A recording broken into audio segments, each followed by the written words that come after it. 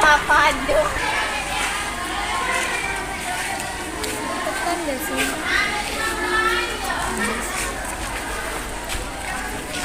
Lapar.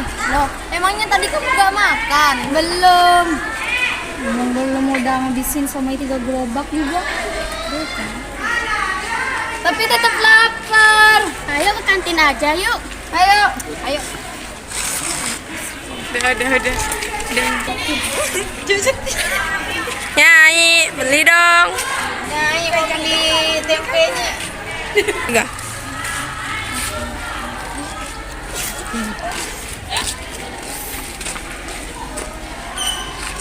Tiga. Kamu kenapa? Tetap lapar. Padahal tadi udah makan banyak. Kamu tadi gak sarapan ya? Enggak. Kamu tahu nggak tadi pagi lauk apa? Tadi itu lauk daging. Tapi kok bisa ya? Kamu tadi udah makan banyak. Kita cuma makan tadi pagi, tapi sekarang masih tetap kenyang.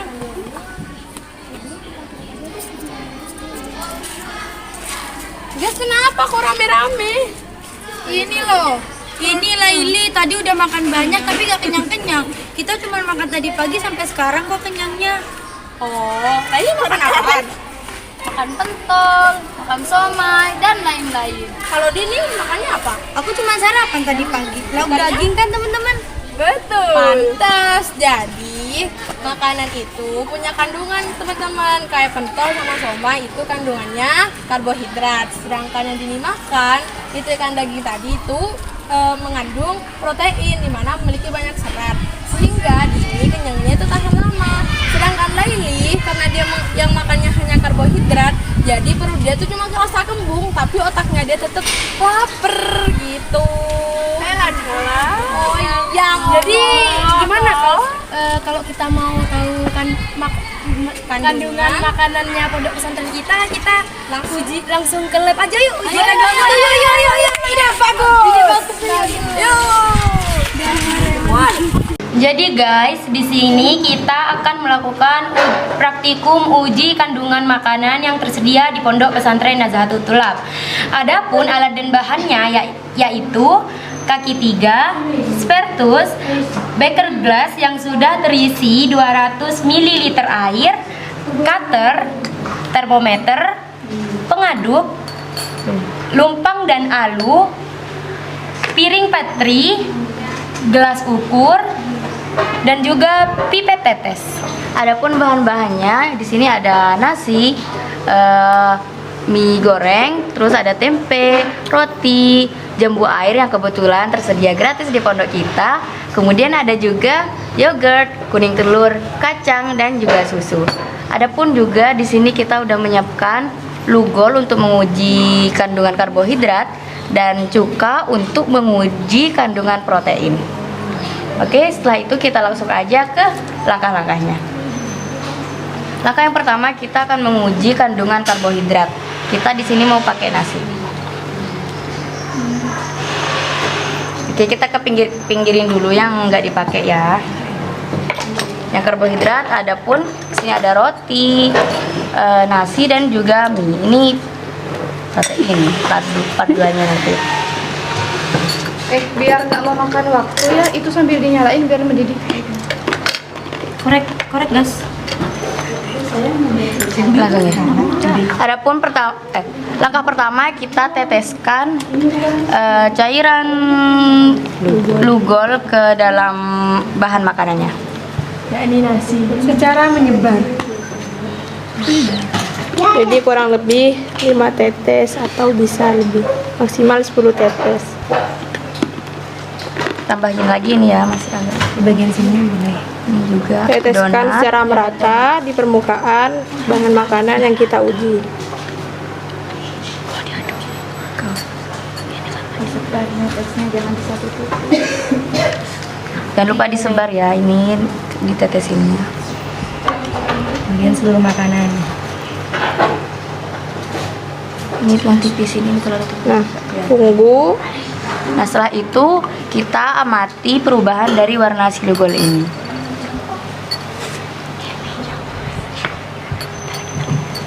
Kalau karbohidrat mengambil sekali. Lalu kita uji. Kemudian Jangan lupa satu lagi jambu airnya. Kita pasangin juga. cara menyebar.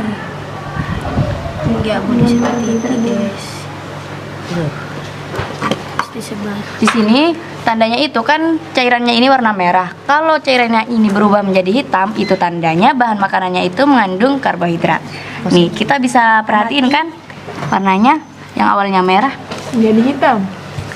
Nah, nih coba dilihat. Yang awalnya merah jadi hitam kan? Berarti ini fix nasi itu mengandung karbohidrat. Oke, berhasil. Selanjutnya kita yang mana? Mie goreng. Nih favorit kita semua. Kita bisa lihat ternyata mengandung karbohidrat atau enggak. Gimana teman-teman? Gimana ini warnanya? Hitam mengandung. Iya, mengandung karbohidrat ya. Oke, fix karbohidrat dong. Satunya Selanjutnya lagi ini roti-rotian. Di sini ada donat dan juga roti tawar. yang telah kita potong. Ini kelihatan banget ya kalau hitam pekat. Fix mengandung Karbohidrat. Dan di jambu air. Di sini kita bisa lihat teman-teman warnanya itu tetap merah, berarti kayaknya nih kita bisa lihat tuh merah tetap ya, gak kayak yang ini. Kita sebarin tetap lagi. Coba kita sebarin mungkin. Tetap Biar lebih jelas warnanya. Ya, tapi tetap ya teman-teman. Kayaknya kemungkinan besar si jambu air ini tidak mengandung karbohidrat. Jadi gak terlalu mengenyangkan mungkin ya. Oke. Selanjutnya kita lanjut ke bahan makanan yang mengandung protein.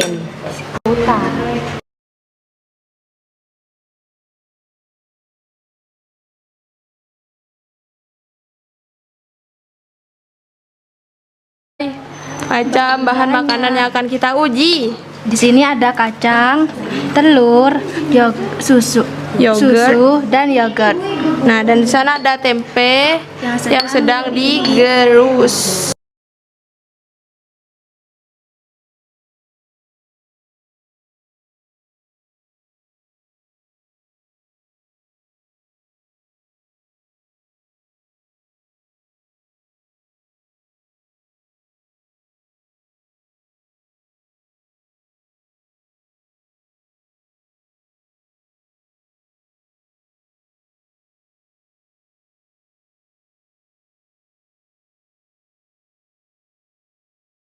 Tempe ampas.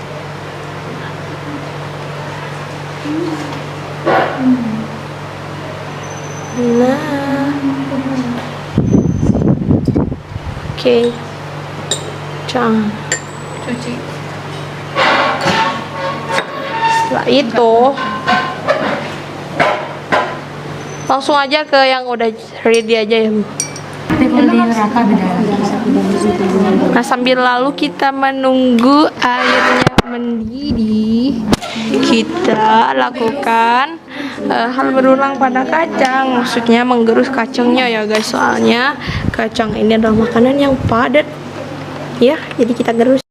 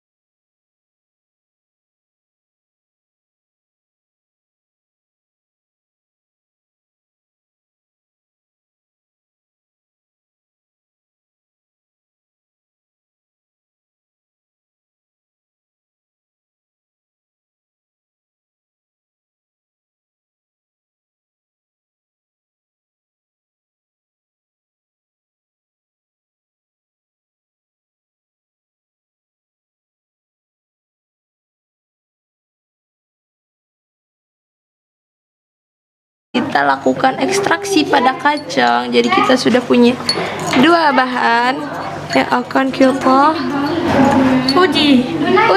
Jadi ada ekstraksi dari tempe dan kacang. Itu tempe. Yang ini kacang. Ini cuci guys. Cuci gantian. Sambil lalu kita tunggu air sampai mendidih ya.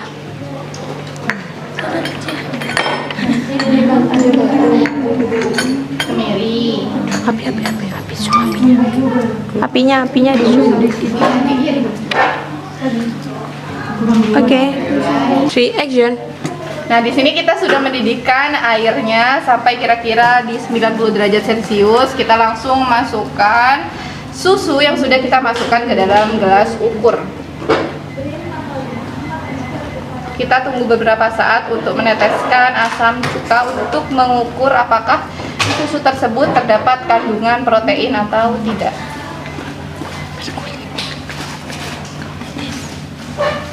Tiga Kemudian kita teteskan asam cuka ke dalam susu sekitar kira-kira 5 sampai 10 tetes.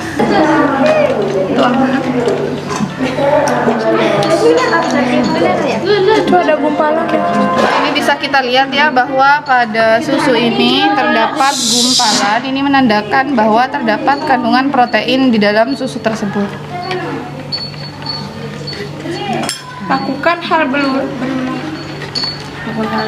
Lakukan hal yang sama pada zat makanan yang lain. Ya, takut jatuh kayak nggak tadi. Kayaknya mengambang deh. Ya mengambang lah. Oke. Jadi di sini hanya tersisa. Ngambang guys, langsung nggak dianu guys. Harus dipegang itu. Mbak Afro dipegang aja, Mbak. Nah setelah itu kita langsung saja ya teman-teman masukkan.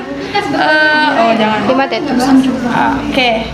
Asam cukanya sekitar. Ini harus tahan ya. 1, 2, 3, 4, 5, 6, 7, 8, 9 aja deh.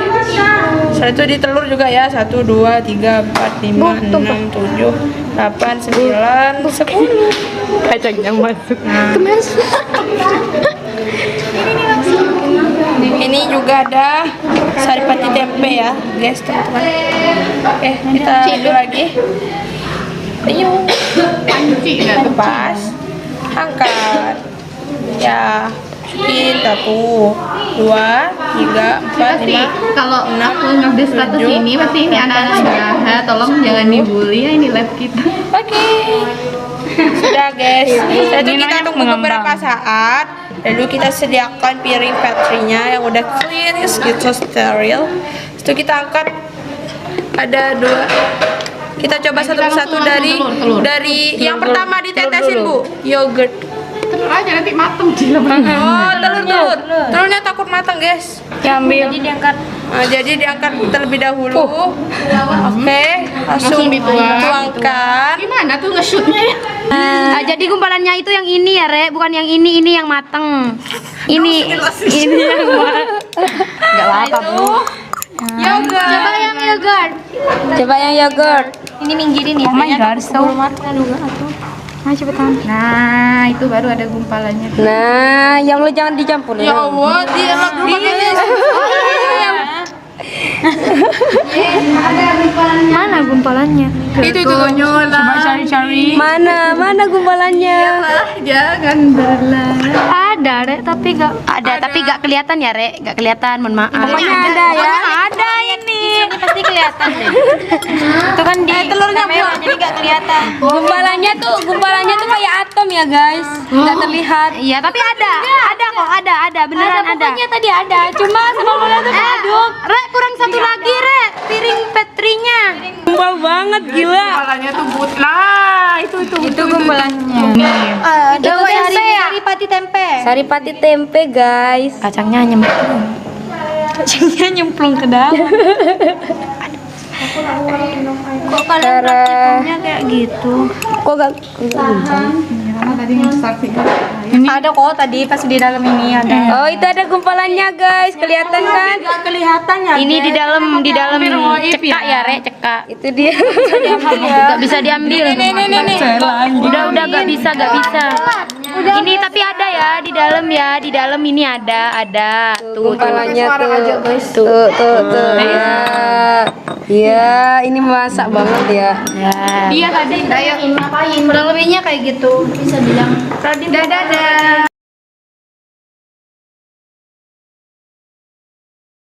Assalamualaikum warahmatullahi wabarakatuh. Jadi di sini kita akan melakukan praktikum uji kandungan lemak pada makanan yang ada di Pondok Pesantren Nazahatul Tulab. Di sini kita sudah menyiapkan alat dan bahannya, yaitu ada kertas minyak, kacang, kemiri, pisang, mangga, dan jambu air. Langkah pertama, kita tumbuk kacangnya terlebih dahulu. Kita ambil kacangnya ya guys, lalu masukkan ke alat penumbukan. Satu ya guys. Hati-hati ya guys, kita ambil sedikit saja. Sisanya kita makan. Kita tumbuk sampai halus.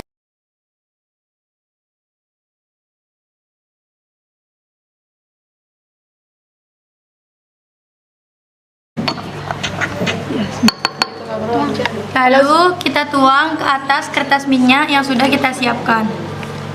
Kertas minyaknya harus bersih ya guys, gak boleh ada noda.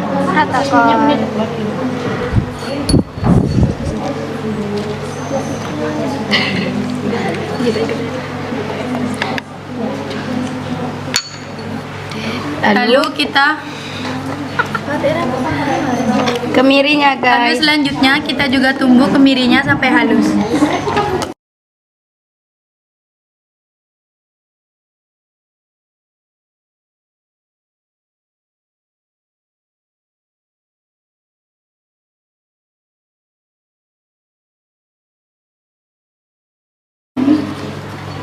Yang halus ya guys. Karena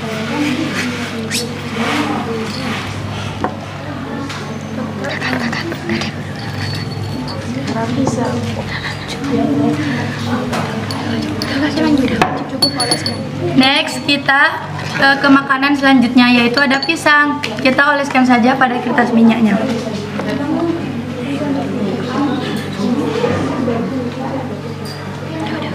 Nah, kurang lebih seperti itu ya guys.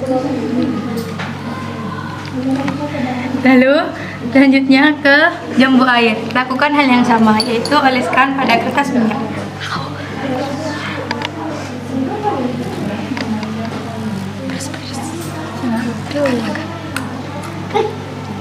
Selanjutnya ada mangga. Kita juga oleskan mangganya.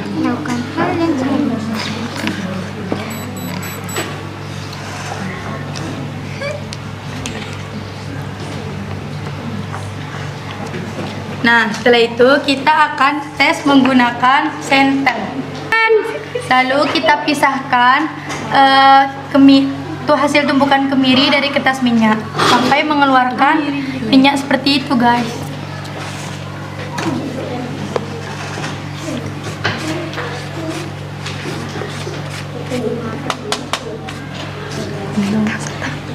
Habis. Kemudian kita pisahkan juga bubuk kacang yang tadi sudah ditumbuk.